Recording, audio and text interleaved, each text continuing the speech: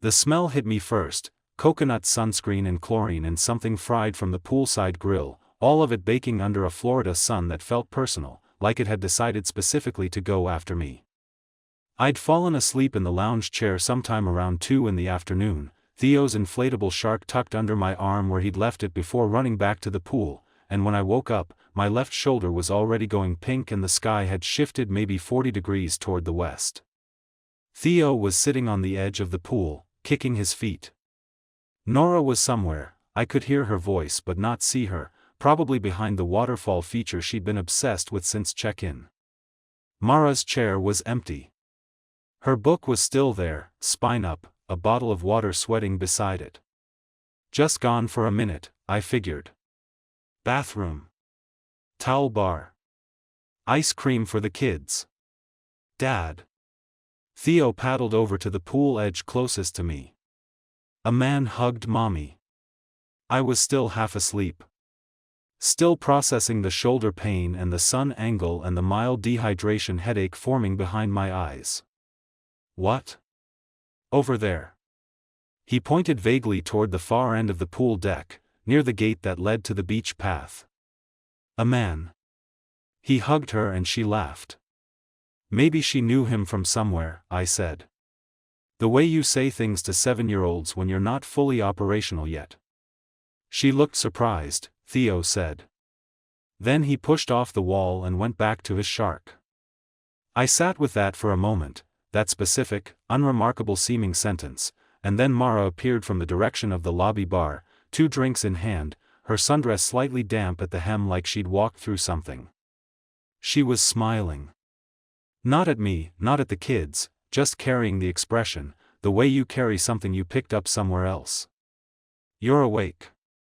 She handed me a gin and tonic. You were snoring. Theo said someone hugged you. She laughed. Oh God, yeah. Guy from the bar, he thought I was someone else. Literally grabbed me from behind and then was completely mortified. It was kind of funny, actually. She sat down, picked up her book, tilted her face toward the sun. The explanation landed cleanly. It was the kind of thing that happens at resorts, people who've had 2 drinks confusing strangers for friends in the blinding light. Nothing about it was implausible. I drank my gin and tonic. The ice was already melting. Looking back now, that was the first moment I should have felt something shift. Not because the explanation was wrong on its surface, but because of the speed of it. The laughter that came before I could even finish asking. The way she already had the story shaped before I'd asked for one. We were 8 days into a 10-day vacation at the Sandpiper Bay Resort, a place Mara had found and booked in January, which I'd thought at the time was unusually early. She'd shown me photos on her laptop, talked about the kids' club program, the beach access, the sunset dinners. It had all seemed like exactly the kind of initiative I'd been wishing she'd take more often.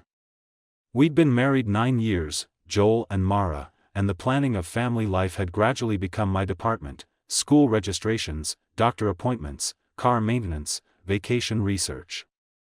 Her taking the lead had felt like a sign of something positive.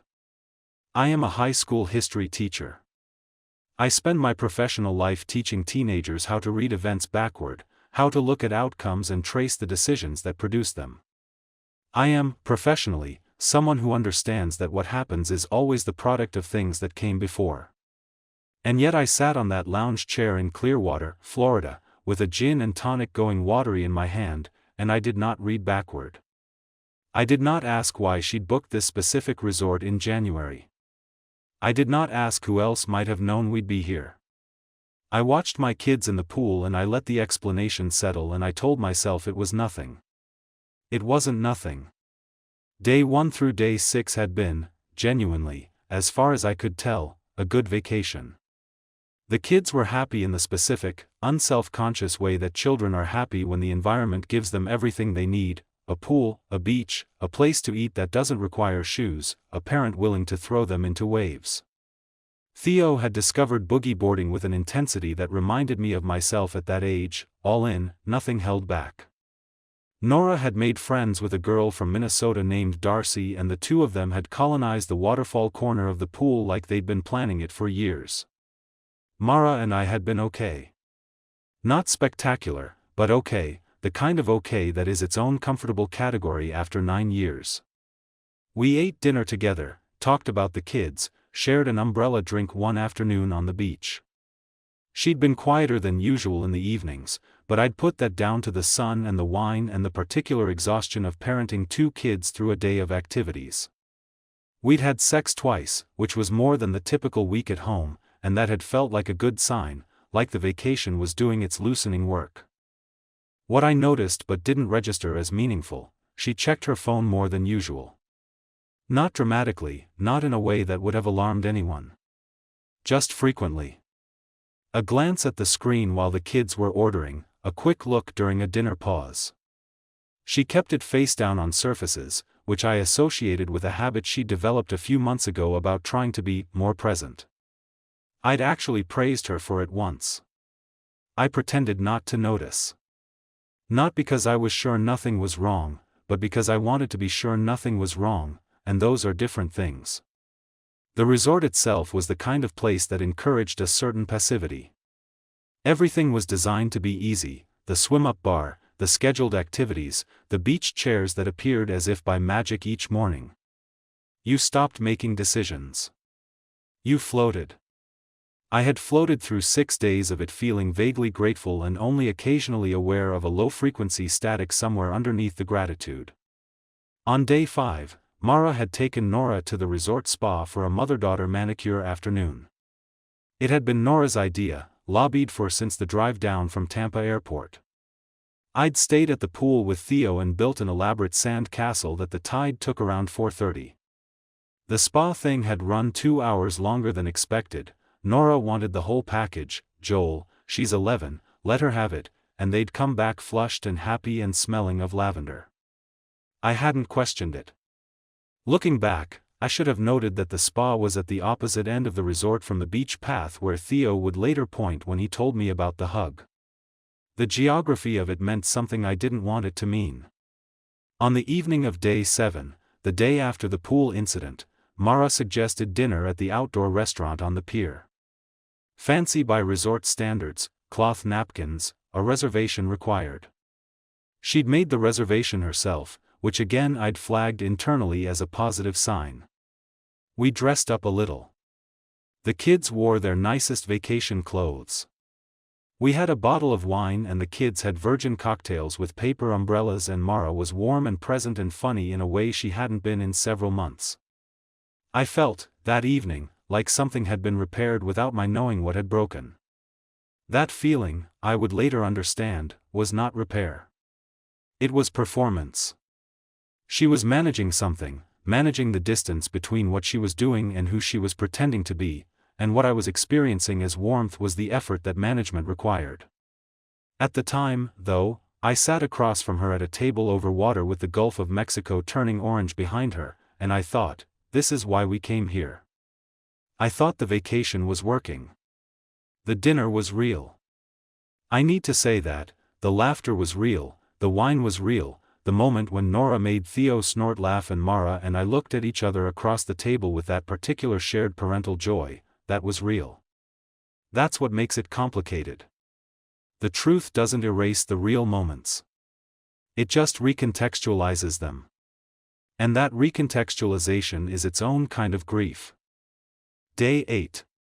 The day I fell asleep in the chair and Theo told me about the hug. I've already told you about that afternoon. What I haven't told you is what happened that night. The kids were in bed by 9:30, a vacation miracle, and Mara and I sat on the small balcony of our room with the remnants of a bottle of white wine from the minibar, watching the lights along the beach. It was the kind of night that should have been romantic. Warm without being oppressive. The Gulf was flat and dark beyond the line of resort lights, and somewhere down the beach someone was having a bonfire. Mara was on her phone. Not glancing, sustained. Typing something. She had the screen angled toward her lap. "Who are you texting?" I asked. Easy tone. Conversational. Jana. Her college roommate, still her closest friend. She's having a thing with her boyfriend, she just needed to vent. Is she okay? She'll be fine. She put the phone face down on the balcony table. Picked up her wine. You know how Jana is. I did know how Jana was.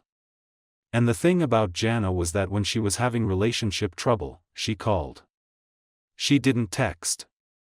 Mara had once explained this about her. Jana processes out loud, she needs to hear voices, texts feel too slow when she's upset. I said nothing. But something inside had already shifted, quietly, without announcement, the way a tide changes direction. Not anger yet. Not even suspicion, exactly.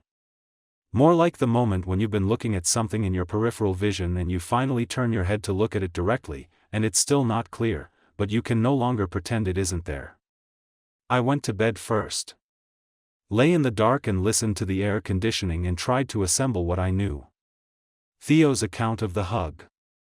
The speed of Mara's explanation. The texting on the balcony. The spa afternoon that ran long. The January booking at this specific resort. These were pieces, and they didn't yet make a picture, but they were accumulating mass. I understood something in that dark hotel room that I hadn't let myself understand before. I had been making it easy for her. Not intentionally.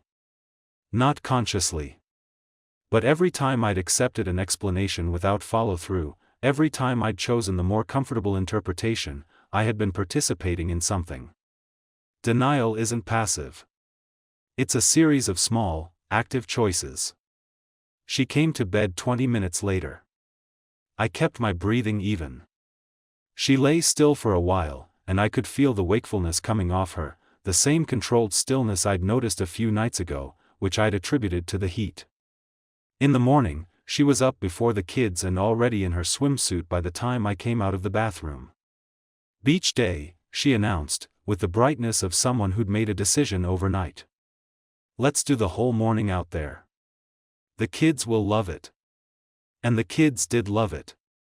And I stood in the Gulf of Mexico up to my waist with Theo on my shoulders shrieking with joy, and I watched Mara on the beach taking a phone call she'd stepped away from us to take, standing with her back to the water, one hand up shielding her eyes like she was looking at something far away. She wasn't looking at anything. Her eyes were down. The call lasted 4 minutes. When she came back, she said it was the dentist's office confirming Theo's appointment for the following Tuesday. I didn't say I'd watched her. I didn't say the body language of someone on a dentist confirmation call looks different from what I'd just seen. I threw Theo into a wave instead. He came up gasping and laughing and asked me to do it again. That was the moment I actually started looking. Not suspecting, looking. There's a difference. Suspicion is emotional. Looking is deliberate. And the moment I started looking deliberately, I couldn't stop. Day 9. 1 day left. I made a decision that morning that I still turn over in my mind, not with guilt, exactly, but with a kind of sober recognition that it changed everything that followed. While Mara took the kids to the resort's morning activity program, a sandcastle competition she'd signed them up for the day before, I went to the lobby bar. Not to drink. To ask. The bartender's name was Robbie, according to his name tag, and he had the easy manner of someone who has spent years being pleasant to strangers on vacation. I ordered a coffee and after a few minutes of the right kind of small talk, I described Mara, her hair, her sundress from the day before, her general appearance, and asked if he'd seen her at the bar the previous afternoon. "Oh, sure," Robbie said, without hesitation.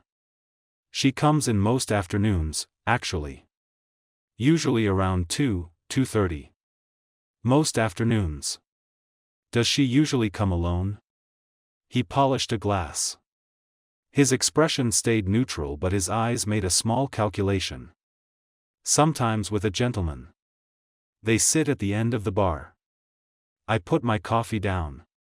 "Tall guy," Robbie added, with the carefully neutral tone of someone who has learned that resort guests sometimes have complicated situations and it isn't his job to have opinions about them. Dark hair. Checks in with a corporate rate, I think. He's been here the whole week. Corporate rate. A business traveler. At a family resort. For a full week. I asked Robbie what room he was in. Robbie said he couldn't give me that. I didn't push it. I understood I'd already gotten more than he was supposed to share. I sat at the lobby bar with my coffee and I thought about January. Mara at the laptop, turning it toward me to show me photos. The pool. The beach access. The kids' club. Hadn't she mentioned, offhandedly, that a work contact had recommended this specific place? Something like that. A designer she'd collaborated with on a project. I had a name by noon. Not through anything dramatic, through Mara's own phone, which she'd left on the bed while she was in the shower before taking the kids to lunch. I picked it up. I told myself I was looking for one thing and if I didn't find it, I'd put it back. I found it in approximately 40 seconds. A thread in her messages under the name, C, no last name, no emoji, no identifying information, that went back 4 months. 4 months. This was not a resort flirtation. This was not something that had started on the beach. This had a history, a timeline, a structure. They had planned this. She had booked this resort not because she'd found it online in January, she had booked it because he would be here. A sales conference, it seemed, at the same property. She'd built a family vacation around his work schedule. The shower was still running. Nora was watching something on the room tablet. Theo was asking Nora to watch something with him and she was saying no in that particular tone that meant a low-level argument was 4 minutes away. I put the phone back exactly where I'd found it. Went to the window. Looked at the pool. This is the thing about discovering something too large to immediately process, your mind doesn't go to emotion first. It goes to logistics. I stood at that window and thought, one more day.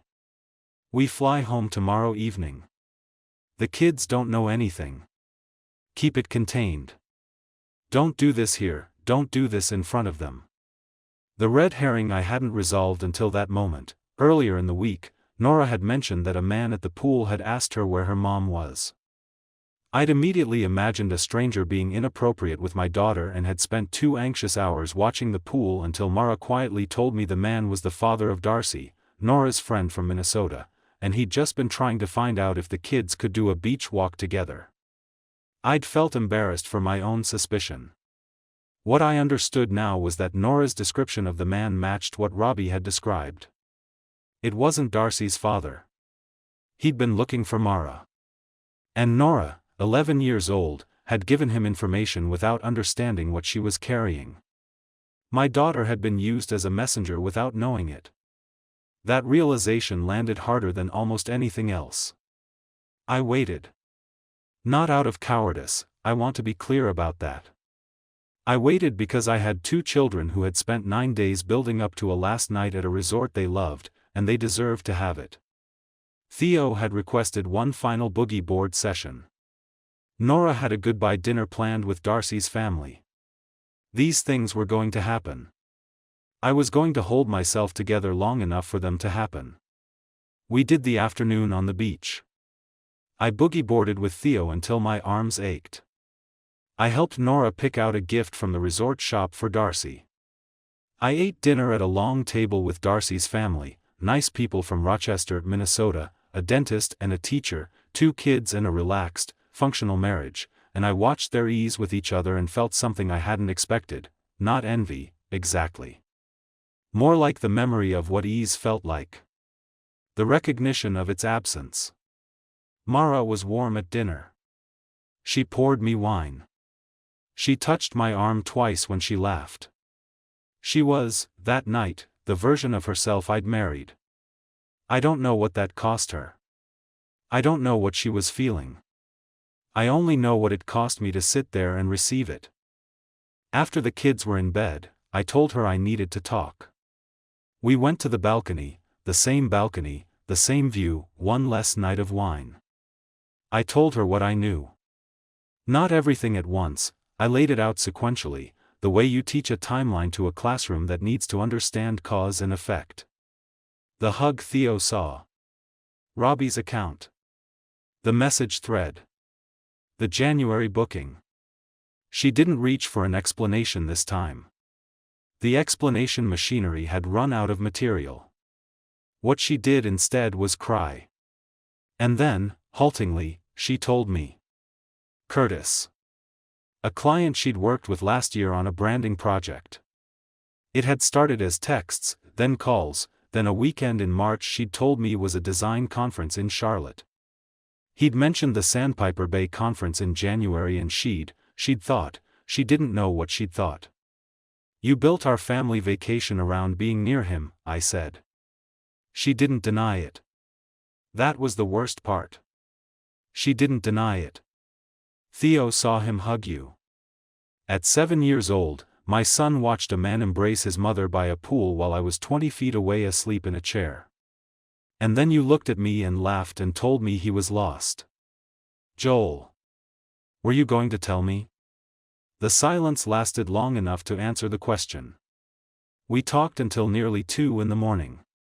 She said things about loneliness and feeling unseen that I registered without fully absorbing, not because they weren't real, but because they couldn't explain the January booking. Loneliness and feeling unseen are things you bring to a marriage. You try to fix them together, or you have the harder conversation about not being able to fix them. You don't book a family vacation as cover for proximity to someone else. I told her I needed to think.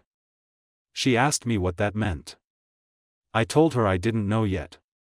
We flew home the next morning. The kids talked about the vacation the entire drive from the airport. Theo told my mother, who'd come to pick us up, that the boogie board was the best thing ever invented by anyone. Nora said Florida was her favorite state and had been forever. Mara looked out the window. I drove. I tried. I want to be honest about that, because the easier narrative would be to say I knew immediately, decided cleanly, acted with certainty. That's not what happened. We were home 3 weeks before I told anyone. I didn't tell my brother or my closest friend or my mother.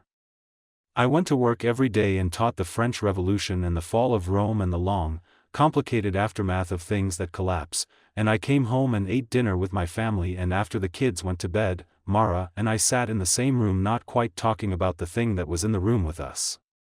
She ended it with Curtis. She showed me the message. She suggested couples therapy, and I agreed, and we went 4 times to a woman named Dr. Hensley whose office smelled like cedar and whose walls were lined with books about attachment theory. The therapy was good. Dr. Hensley was good. What she helped me understand was that my willingness to forgive was genuine. I wasn't performing it, wasn't suppressing rage beneath a reasonable exterior. I genuinely wanted the marriage to continue. I loved Mara. I loved the life we'd built.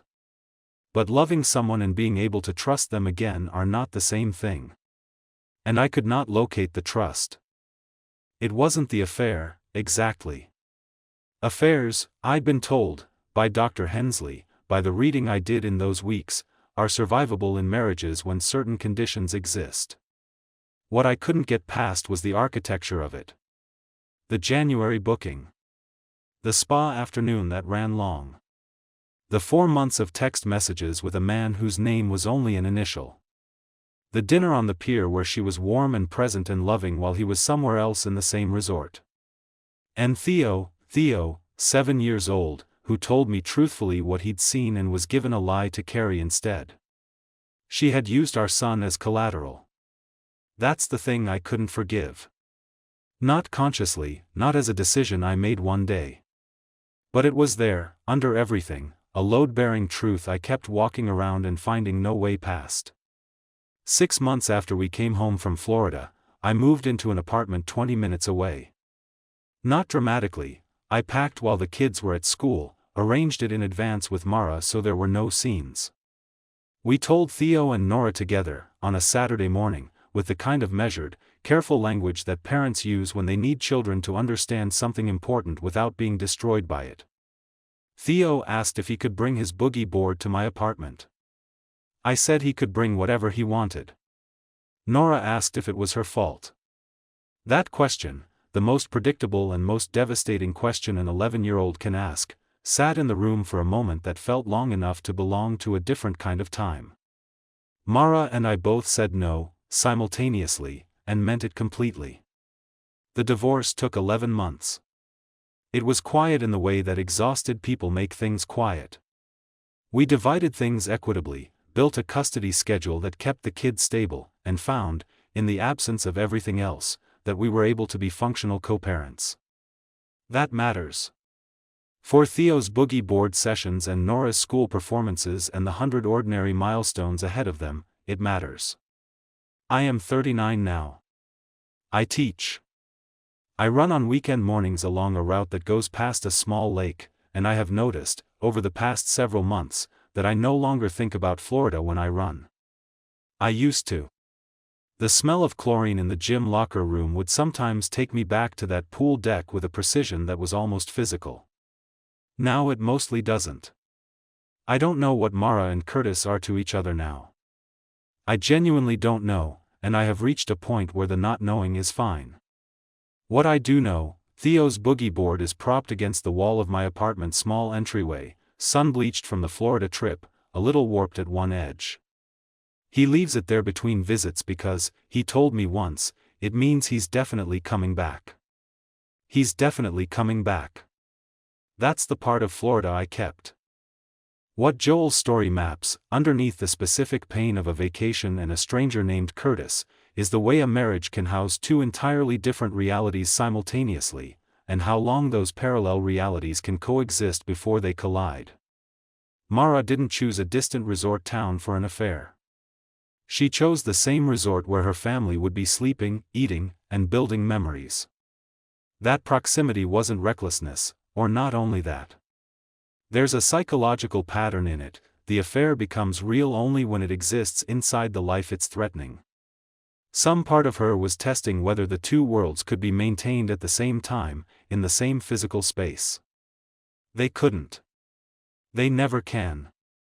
What the story reveals about Joel isn't weakness or naivety. It's the specific vulnerability of someone who had decided, years earlier, that faith in a marriage was an active choice, and who kept choosing it even when the evidence was compiling. The difference between his situation and someone who simply missed the signs is that Joel registered every signal. The phone angle. The Jana call. The spa timing. He registered them and refiled them. That refiling wasn't stupidity. It was the last defense of a man who understood, without admitting he understood, what the alternative would cost. The detail that ultimately couldn't be metabolized, Theo's witnessing, the lie that followed, speaks to something beyond the affair itself. It shows the point at which the deception had consumed moral ground that Joel couldn't sacrifice. Trust between partners is one thing. The protection of a child's reality is something else entirely. When that line was crossed, the question of forgiveness changed categories. What stays with me about this story isn't the betrayal itself. It's the boogie board. This battered, sun-bleached thing that belongs to Florida, to a vacation that was built on a lie, and Theo leaves it at his dad's apartment because it means he's coming back. He doesn't know the full weight of what that object carries. He just knows he loves boogie boarding and his dad has a place for it. Kids do that. They find the thing that's still good inside the wreckage and they hold on to it without overthinking it. Maybe that's something worth learning. Not the denial, Joel was done with that, but the capacity to identify what genuinely remains after everything else has been taken apart. You can lose a marriage and still keep the part of yourself that showed up for the beach, that threw a 7-year-old into waves, that drove home in silence and held it together long enough for 2 kids to finish their last perfect vacation night. That's not nothing. That's actually quite a lot.